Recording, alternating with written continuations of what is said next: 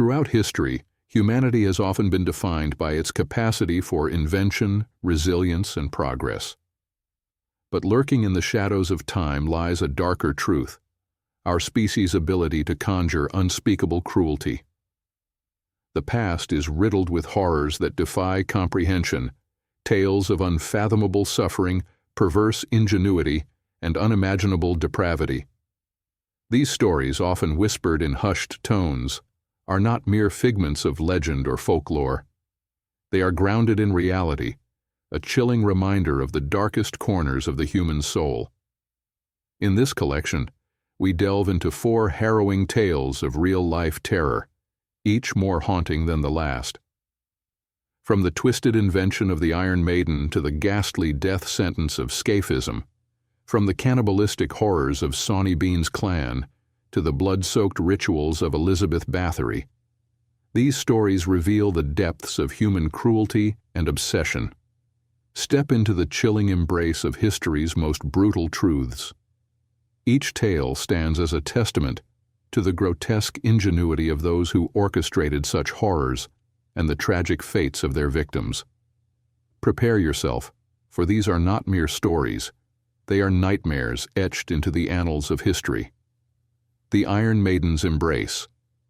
In the silent heart of medieval Europe, where torches flickered weakly against the darkness and shadows moved as if alive, the Iron Maiden waited.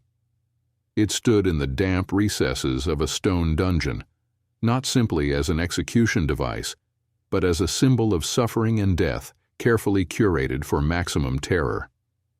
The contraption was a tall iron sarcophagus, with its exterior deceptively ornate, depicting saints and holy figures that mocked its victims. Inside, however, was a chamber of calculated pain. Jagged iron spikes lined the door, meticulously arranged to puncture flesh and muscle without striking vital organs. Death, for anyone sealed within, would not come quickly. Jakob, a blacksmith by trade, was known for his strength, both of body and will. His reputation extended beyond the confines of his trade. He spoke openly against the baron's cruel taxes and extortion. His voice was strong, his words fiery, and his defiance contagious. The villagers began to look to him as a leader, someone unafraid of the nobility's crushing grip. But where the people saw a hero, the baron saw a threat. One moonless night, as Jakob slept in his modest home, the sound of splintering wood shattered the quiet. He awoke to rough hands pulling him from his bed, shackles biting into his wrists. "Traitor," the guards hissed. "Heretic." He spat curses as they dragged him through the streets, his voice echoing in the still air. The people dared not come to his defense. They watched silently, peeking from behind shutters and doorways. The journey to the dungeon was long, and the weight of Jakob's impending fate grew heavier with each step. When the guards finally unbound him, he stood in the damp chamber, the scent of mildew and blood thick in the air. Before him stood the Iron Maiden, its sharp edges glinting even in the dim light of the flickering torches. The sight alone was enough to freeze the blood in his veins. The guards took their time. They explained its purpose with a cruelty that surpassed the spikes themselves. Every detail was recounted. The placement of each spike, designed to puncture flesh without immediately killing, the agonizing hours it would take for the blood to drain, and the inevitability of delirium and madness. Jakob stood silently, his jaw set, though his hands trembled behind his back. His silence only seemed to amuse the guards, who relished in the anticipation of breaking him. As dawn broke over the town above, the baron himself descended into the dungeon to witness the punishment. Dressed in finery that seemed grotesquely out of place in such a setting, he sneered at the man who had dared to defy him. "You wanted the people to rise up," the baron said, his voice dripping with mockery. "Now they'll see what happens to those who speak out of turn." The guards forced Jakob into the Iron Maiden, his broad shoulders brushing against the cold iron. He resisted, thrashing and cursing, but the guards were many, and he was only one. As the door began to close, the spikes bit into his skin, small punctures at first. He gritted his teeth, refusing to give them the satisfaction of a scream. But when the door slammed shut, the spikes pierced deep, and the sound that escaped him was inhuman. It wasn't a cry of defiance, but a guttural roar of pain, raw and primal. The spikes had driven into his chest, his thighs, his arms, avoiding his heart and major arteries but embedding themselves into his flesh. Blood began to seep from the wounds, running in thin rivulets down the grooves of the iron. His tormentors did not linger. The Iron Maiden was not about spectacle but endurance. They left Jacob in the dark, alone with his pain. The dungeon walls absorbed his screams, muting them into a dreadful silence above ground. Hours passed, then days. Jacob's breathing grew shallow, each inhale a fresh wave of agony as his chest pressed against the spikes. He fought against the creeping darkness of unconsciousness, his thoughts a disjointed cacophony of memories and regrets. His mind played cruel tricks on him, conjuring images of his forge, his hammer ringing against iron, the laughter of his children. These fragments of life taunted him, slipping further away with every labored breath. By the third day, his screams had stopped. The guards returned to find him slumped forward, his body limp against the spikes. Blood had pooled at his feet, dark and sticky. When they opened the Iron Maiden, his body fell out, lifeless and broken. His face was frozen in a grimace of defiance, his eyes open but unseeing. The Baron was pleased. Jacob's death was meant to send a message, and it did. The people whispered of his fate, the tale growing darker and more twisted with each retelling. But rather than snuffing out the flames of rebellion, it fanned them. The Iron Maiden, meant to be a tool of control, became a symbol of the Baron's cruelty, a rallying cry for those who could no longer bear the weight of oppression. Jacob's death was not the first at the hands of the Iron Maiden, nor would it be the last. But his name, unlike those of so many others, was remembered. The Iron Maiden stood as a testament to the darkness of the human soul, a device born not out of necessity, but out of a twisted fascination with suffering. And in the stillness of the dungeon, long after Jacob's body was removed, it seemed as though the Iron Maiden itself exhaled, its spikes glistening with the echoes of pain and the promise of more to come. The horror of Scaphism, MITHRIDATES' agonizing fate. In the shadowed corners of ancient Persia, there existed a punishment so vile, so grotesque, that even those who administered it were said to be haunted by its memory. Scaphism, a word whispered with revulsion, was a death sentence reserved for the vilest of criminals or those who dared challenge the empire. This was not mere execution. It was torment distilled into its purest, most grotesque form. Death was not an end, but an excruciating journey into madness. The victim of this tale was Mithridates, a soldier of some renown, accused of betraying the empire by spilling secrets to the enemy. Whether the accusations were true or false was irrelevant. What mattered was the display, the performance of punishment that would serve as a warning to all who dared stand against the crown. Mithridates was a proud man, one who had fought and bled for Persia, but that meant nothing in the face of the empire's wrath. On the day of his sentencing, Mithridates was dragged into the public square, stripped to the waist, his body already battered from days of interrogation. The crowd gathered, silent but morbidly curious. Scaphism was not a punishment witnessed often, for it was reserved for only the most egregious offenders.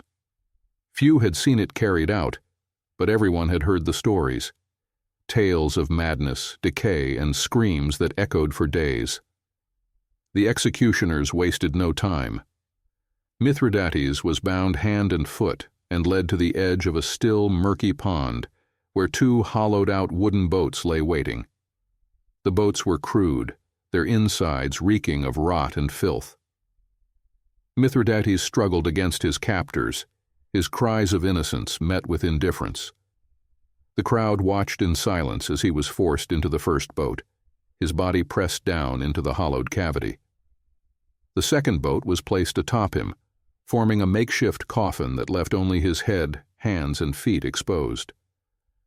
The horror had only begun.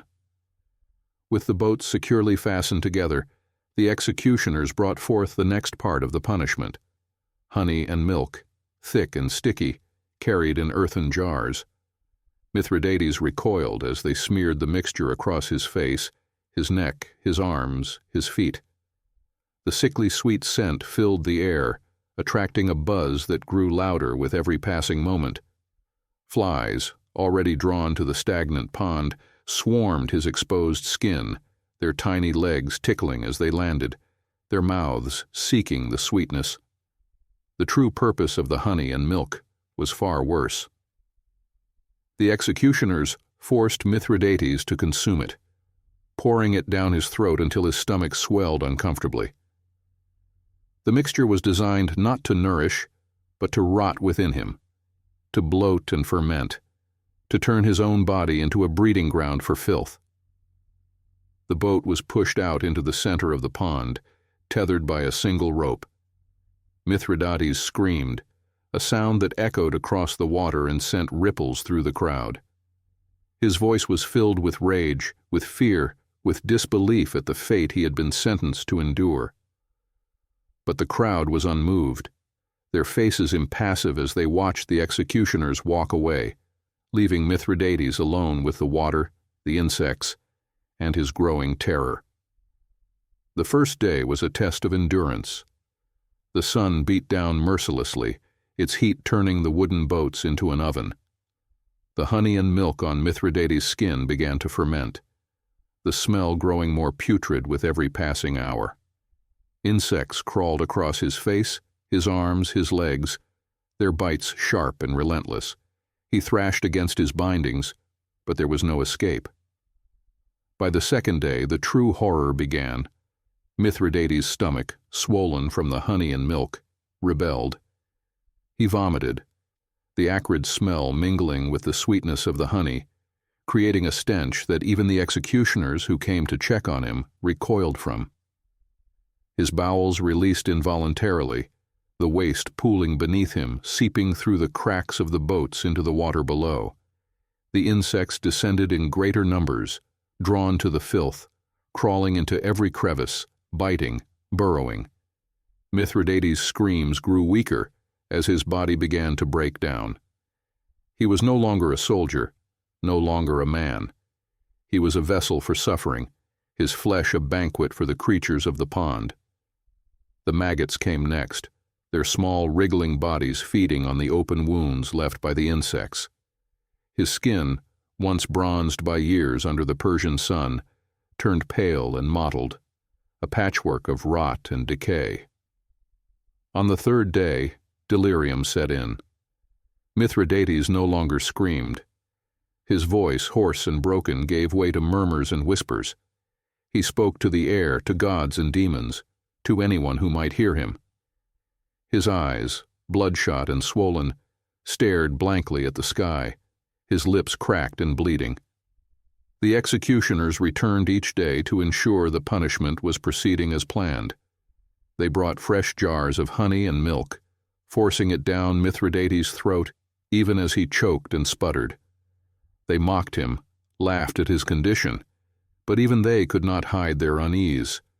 The smell, the sight, it was enough to make even the most hardened men avert their eyes. By the fifth day, Mithridates was unrecognizable. His body, once strong and proud, was a bloated, rotting husk. The insects had claimed him, their small, writhing bodies a constant presence. His flesh was alive with movement, a grotesque display of nature's cruelty, and yet he still lived. His heart still beat, his lungs still drew shallow, ragged breaths. Death came slowly, creeping in like a shadow. It was not the insects or the rot that killed him, but the combination of dehydration, starvation, and infection. His body, so consumed by decay, finally gave up, his heart stuttering to a stop.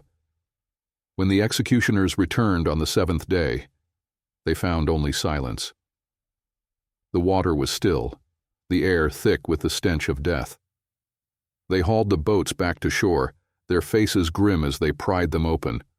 Mithridates' body spilled out, a mass of bloated flesh and crawling insects. His face was frozen in a grotesque mask, his eyes wide and unseeing. The crowd, once eager for blood, turned away. Scaphism was a punishment meant to inspire fear, and it succeeded. Mithridates' death was a lesson, a reminder of the empire's power and the lengths it would go to maintain control. But it was also a warning, a glimpse into the darkest corners of human cruelty. The pond remained quiet after that, its surface unbroken, its waters hiding the remnants of a horror that would be whispered about for generations. The bloody feast of Sawney Bean, Scotland's cannibal clan. In the darkest corners of 16th-century Scotland, a tale emerged so gruesome that it chilled even the most hardened souls of the time. This is the legend of Sawney Bean, the patriarch of a clan of bloodthirsty cannibals who terrorized the countryside, preying on unsuspecting travelers. While its details are clouded in folklore and historical exaggeration, fragments of truth anchor the story, a horrifying glimpse into what humanity might become when pushed beyond the edges of civilization. Sawney Bean, born Alexander Bean, was said to be the son of a ditch digger in East Lothian. Dissatisfied with a life of honest labor, he fled with his wife, a woman equally wicked and devoid of morals. Together they abandoned society and sought refuge in the remote caves of Benany Head on Scotland's rugged western coast. The cave, hidden by the tides, was vast and labyrinthine, with dark tunnels that twisted deep into the cliffs. It became their sanctuary and their hunting ground. For 25 years, Sawney and his growing family preyed on travelers passing through the desolate countryside.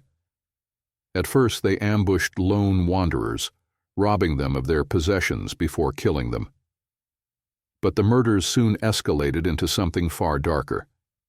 Unable to return to society for food without raising suspicion, the clan turned to cannibalism. Flesh became their sustenance, human meat their feast. Their methods were horrifyingly calculated. Under the cover of darkness, the clan would set upon their victims, dragging them back to the cave. Once inside, the unfortunate souls were butchered like livestock. The clan salted and preserved the flesh, discarding bones and remains into the depths of the sea or burying them in the sands. This grotesque existence persisted for decades, the outside world oblivious to the monstrous deeds hidden within Benany Head. As the years passed, Sawney Bean's family grew, an incestuous brood born of horror and depravity. Sons and daughters, grandchildren and great-grandchildren all lived in the cave, bound by blood and a shared appetite for human flesh. Their numbers swelled to nearly 50, and their appetite grew insatiable. Stories of travelers disappearing in the region became common, and whispers of a malevolent force lurking in the wilderness began to spread. The tipping point came when the clan attacked a young couple returning from a fair. The man fought valiantly, managing to wound several of the clan members before he was overpowered. The woman, however, was not so fortunate. She was dragged screaming into the night, her cries echoing through the hills. Her mangled body was later found, confirming the villagers' worst fears. Something monstrous was hunting them. Outraged and terrified, the local villagers reported the attack to King James VI of Scotland. Determined to put an end to the terror, the king assembled a search party of 400 men, complete with bloodhounds and torches. The group combed the countryside, determined to uncover the truth behind the disappearances. After days of searching, the hounds led the party to Benany Head. The tide was low, revealing the entrance to the cave. Armed with torches, the men descended into the darkness. What they found defied comprehension. The air inside was thick with the stench of death and decay. Scattered throughout the cave were human remains, bones gnawed clean, skulls stacked like trophies, and preserved body parts hanging from the walls like grotesque decorations. The floor was littered with remnants of the clan's feasts, the blood-soaked evidence of their monstrous deeds. The search party pressed on, their torches revealing the clan's makeshift sleeping quarters and storage areas. Then they found the Bean clan themselves. The sight of the inbred, feral family sent a shudder through even the bravest of the king's men. Dirty, emaciated, and wild-eyed, the clan snarled and hissed like cornered animals. They were dragged from the cave, screaming and biting, refusing to surrender. Some tried to flee into the tunnels, but the bloodhounds sniffed them out. No one escaped the king's justice. The trial of Sawney Bean and his clan was brief and decisive. The horrors uncovered in their cave left no room for mercy. The clan was condemned to death without trial, a punishment befitting their crimes. The men were executed by hanging, their limbs torn from their bodies while they were still alive, a punishment meant to mirror their cruelty. The women and children met a similar fate, burned alive in massive pyres. The legend of Sawney Bean became a cautionary tale, a dark stain on Scotland's history. Some historians argue that the story was exaggerated or even fabricated, a piece of propaganda meant to demonize the Scottish Highlanders or justify brutal measures against them. Others suggest that the truth may lie somewhere beneath the layers of folklore, a family or group of outlaws who turned to extreme measures to survive in an unforgiving landscape. Regardless of its origins, the story endures, a chilling reminder of humanity's capacity for savagery when pushed to its limits. The cave at Benane Head still stands, its dark entrance hidden by the tides, a silent witness to the horrors that unfolded within. Those who venture too close swear they can still hear whispers on the wind, the echoes of a family's insatiable hunger, and the screams of those who fell victim to it. The terror of Elizabeth Báthory, the Blood Countess. In the shadowy hills of 16th-century Hungary, nestled deep within the Carpathian Mountains, stood Scaphism Castle, a foreboding fortress with blood-stained secrets. It was here that Countess Elizabeth Báthory, known to history as the Blood Countess, wove a web of cruelty so grotesque it became the stuff of nightmares. The stories of her atrocities are some of the darkest ever recorded, blurring the line between legend and grim reality. Elizabeth Báthory was born in 1560 to one of the wealthiest and most influential families in Hungary. Her lineage was powerful but cursed. Her family tree was riddled with tales of madness, cruelty, and sadism. As a child, Elizabeth was said to be unusually intelligent, but disturbingly cruel. Servants whispered that she found pleasure in inflicting pain on animals and those beneath her station. Her noble blood shielded her from punishment, and her dark tendencies only grew as she matured. At the age of 15, Elizabeth married Count Ferenc Nadasdy, a military hero known as the Black Knight of Hungary for his ruthlessness on the battlefield. Together they became a fearsome power couple, presiding over vast estates and hundreds of servants. When Ferenc was away at war, Elizabeth was left in control, her authority absolute. Her cruelty, once restrained by her husband's presence, flourished unchecked. The first whispers of Elizabeth's sadism began quietly. Local peasants noticed that young servant girls who entered the castle often disappeared, never to be seen again. It was easy to dismiss these disappearances. Servants were disposable in the eyes of the aristocracy. But within the castle walls, a nightmare was unfolding. Elizabeth's fascination with beauty and youth consumed her. As her own youthful glow began to fade, she became desperate to preserve it. Legend has it that one day, a young servant girl accidentally tugged too hard on the Countess's hair while brushing it. In a fit of rage, Elizabeth struck the girl so violently that blood splattered onto her hand. Later, as she washed the blood away, she convinced herself that her skin looked smoother, more youthful where the blood had touched it. This grotesque revelation marked the beginning of her descent into unspeakable horror. Believing that the blood of young girls could restore her beauty, Elizabeth began a campaign of terror. Servant girls from her estate were the first to fall victim. She lured them into her private chambers under the guise of work or reward, only to unleash her sadistic wrath. The methods of torture were unimaginably cruel. Beatings with iron rods, the tearing of flesh with heated pincers, needles driven beneath fingernails. Some girls were left to freeze in the snow, doused in water and turned into human icicles. Others were burned alive, their screams echoing through the castle's cold stone halls. The blood of her victims was collected in basins, and Elizabeth would bathe in it, convinced it would grant her eternal youth. This grotesque ritual became a grim routine, her obsession with immortality feeding a body count that rose into the hundreds. But as her thirst for blood grew, so too did her need for new victims.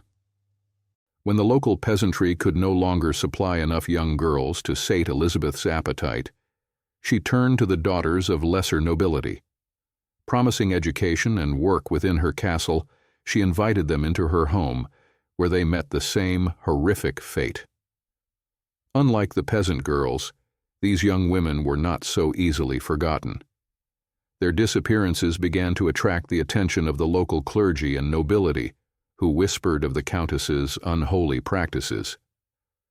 Elizabeth's crimes might have gone unchecked if not for the intervention of King Matthias II of Hungary. The king had grown suspicious of the increasing number of complaints against the Countess. In 1610, he sent György Thurzo, the Palatine of Hungary, to investigate the matter. What Thurzo and his men discovered inside Székely Castle was beyond anything they could have imagined. When Thurzo arrived, he caught Elizabeth in the act, standing over the bloodied, lifeless body of a young girl, her face expressionless, her hands drenched in crimson. The castle was a house of horrors. Thurzo's men uncovered torture devices, chains, and instruments designed for mutilation. They found the remains of dozens of girls, their bodies twisted and broken. Some had been buried in shallow graves within the castle grounds. Others were simply discarded, left to rot where they had died. Elizabeth Báthory was arrested, but as a noble woman, she was not subjected to the public execution that her crimes demanded. Instead, she was tried and sentenced to life imprisonment. Her accomplices, maids and servants who had aided her in her rituals, were less fortunate. They were burned alive, their screams a fitting epilogue to the horrors they had helped to unleash. The Countess herself was confined to a single room in her castle, its windows bricked up, its door sealed with only a small slit for food and water. She lived like this for 4 years, isolated and alone, before her death in 1614. When her body was found, the room was eerily silent, her face frozen in an expression of neither regret nor fear. The final tally of her victims remains unknown. Some accounts claim she murdered over 600 young women, though the true number may never be known.